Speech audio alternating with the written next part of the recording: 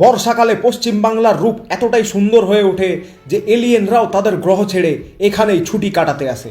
আমিও এই বর্ষা উপভোগ করতে বেরিয়ে পড়ি মেদিনীপুরের উদ্দেশ্যে। স্টেশনে পৌঁছে দেখি লেডিজ কামরায় নিজের জন্য একটি সিট জোগাড় করার আপ্রাণ চেষ্টা করছেন একজন মহিলা। মেদিনীপুর পৌঁছে এরকম গোলাকার একটি বাড়ি দেখে আমি জিজ্ঞেস করি, গোলা বাড়ির কষা মাংস কি এইখানেই পাওয়া যায়? আমাকে বলে দেওয়া হয় এইখানে একটা জিনিসই পাওয়া যায়, সেটা হচ্ছে জল।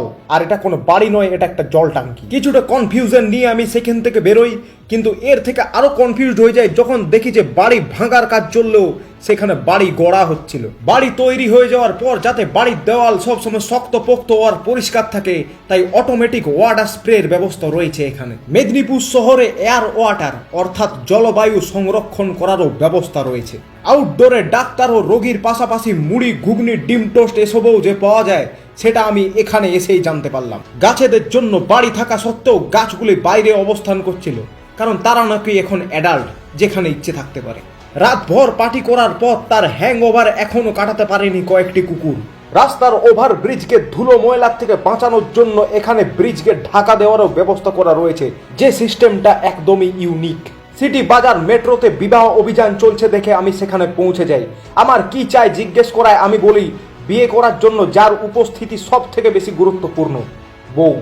আমাকে বাইরের রাস্তা দেখিয়ে দেওয়া হয়। আনারকলিকে দেওয়ালে কিভাবে গেঁথে দেওয়া হয়েছিল তার ডেমো দেখানো হচ্ছিল এক জায়গায়। মেদিনীপুরের চায়ের স্বাদ খুবই ভালো।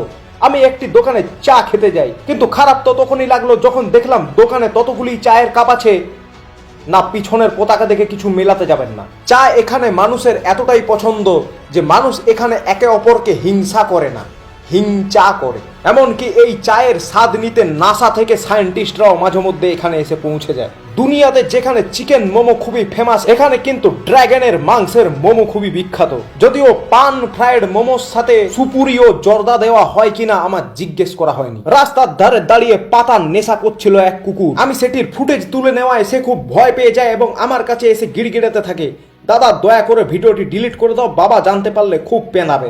জীবনে প্রথমবার দেখলাম লোহাকে আটকানোর জন্য এখানে তামার ব্যবহার করা হয়েছে। বুঝলাম এসব কেমিক্যাল ইঞ্জিনিয়ারদের কাজ। বর্ষাকালে খদ্দের না আসায় দোকানে চুলো না জ্বালিয়ে তার উপরেই হতাশ হয়ে বসেছিল এক দোকানদার। একটি দোকানে লেখা ছিল বাচ্চা হলেই আসুন।